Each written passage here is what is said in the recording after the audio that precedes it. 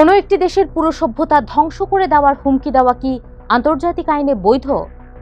মার্কিন সামরিক বাহিনীর 1200 পৃষ্ঠার যুদ্ধবিধিতে কি এমন কোনো নিয়ম আছে যা একজন প্রেসিডেন্টকে 9 কোটি মানুষের দেশকে সম্পূর্ণ অন্ধকারে ডুবিয়ে দেওয়ার অধিকার দেয়? সুপ্রিম কোর্ট থেকে দায় মুক্তি পেয়ে ডোনাল্ড ট্রাম্প কি এখন যুদ্ধাপরাধের সীমানা অতিক্রম করতে চলেছেন? আর মার্কিন সেনারা কি সেই অবৈধ আদেশ মানতে বাধ্য?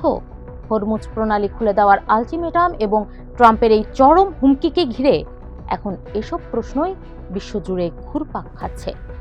চলুন আন্তর্জাতিক আইন, সামরিক বিধি এবং বিশ্লেষকদের মতামতের ভিত্তিতে জেনে নেই ট্রাম্পের এই হুমকির প্রকৃত বৈধতা কতটুকু। সঙ্গে আছি আমি বর্ণা দাস। ইরানকে হরমুজ প্রণালী খুলে দেওয়ার জন্য আলটিমেটাম দিয়ে নিজের সোশ্যাল মিডিয়া ট্রুথ সোশ্যালে ট্রাম্প লেখেন, একটি পুরো সভ্যতা আজ রাতে ধ্বংস হয়ে যাবে, যা আর কখনোই ফিরে আসবে না। যদিও শেষ মুহূর্তে তিনি 2 সপ্তাহের যুদ্ধবিরতি ঘোষণা করেছেন, তবে তারই সভ্যতা মুছে ফেলার হুমকি আন্তর্জাতিক অঙ্গনে প্রবল বিতর্কের জন্ম দিয়েছে। বিশ্লেষকদের মতে, সুপ্রিম কোর্ট ট্রাম্পকে প্রেসিডেন্ট হিসেবে তার দাপ্তরিক কাজের জন্য যে দায় মুক্তি দিয়েছে তার অপব্যবহার করেই তিনি হয়তো এমন বেপরোয়া আচরণ করছেন। তবে মার্কিন প্রতিনিধি পরিষদের ডেমোক্রেট সদস্য জেসন ক্রো স্পষ্ট করে বলেছেন, ট্রাম্পের হয়তো দায় মুক্তি আছে, কিন্তু সামরিক বাহিনীর তা নেই।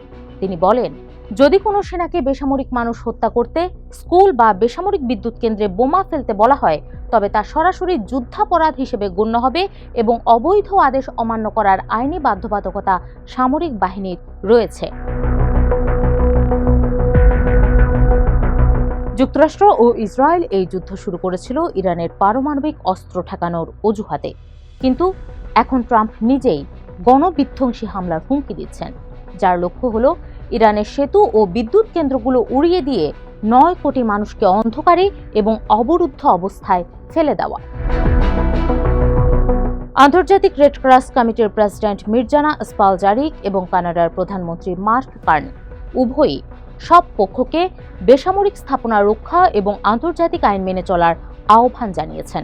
এছাড়া যুক্তরাষ্ট্রের 100 জনেরও বেশি আইন বিশেষজ্ঞ এক যৌথ বিবৃতিতে বলেছেন, আগাম আক্রমণ করে শুরু হওয়া এই যুদ্ধ এমনিতেই জাতিসংঘের সনদের লঙ্ঘন। তার উপর জ্বালানি অবকাঠামোতে হামলা সরাসরি যুদ্ধাপরাধ হিসেবে বিবেচিত হতে পারে।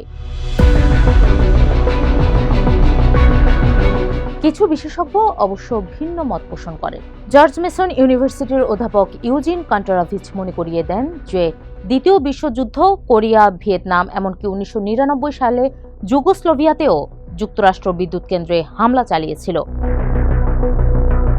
মার্কিন সামরিক যুদ্ধবিধি অনুযায়ী বিদ্যুৎ কেন্দ্র বা সেতুতে লক্ষ্যবস্তু করা তখনই বৈধ যখন এটি শত্রু সামরিক শক্তিতে কার্যকর অবদান রাখে এবং এটি ধ্বংস করলে সুস্পষ্ট সামরিক সুবিধা পাওয়া যায়। কিন্তু এখানে সবচেয়ে বড় বাধা হলো আন্তর্জাতিক আইনের প্রপোর্শনালিটি বা সমানুপাতিকতার নীতি। এই নীতি অনুযায়ী যে হামলায় সামরিক সুবিধার চেয়ে সাধারণ মানুষের বা বেসামরিক ক্ষতি অনেক বেশি হওয়ার আশঙ্কা থাকে তা সম্পূর্ণ নিষিদ্ধ।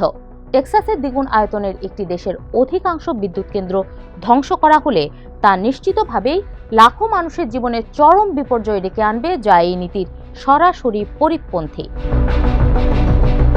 সব মিলিয়ে ট্রাম্পের এই হুমকি শুধু ইরানের জন্যই নয়, বরং যুক্তরাষ্ট্র এতদিন ধরে বিশ্বজুড়ে যেসব আইন ও নীতির কথা বলে আসছিল তার প্রতি এক চূড়ান্ত চপেটাঘাত হিসেবেই দেখা হচ্ছে।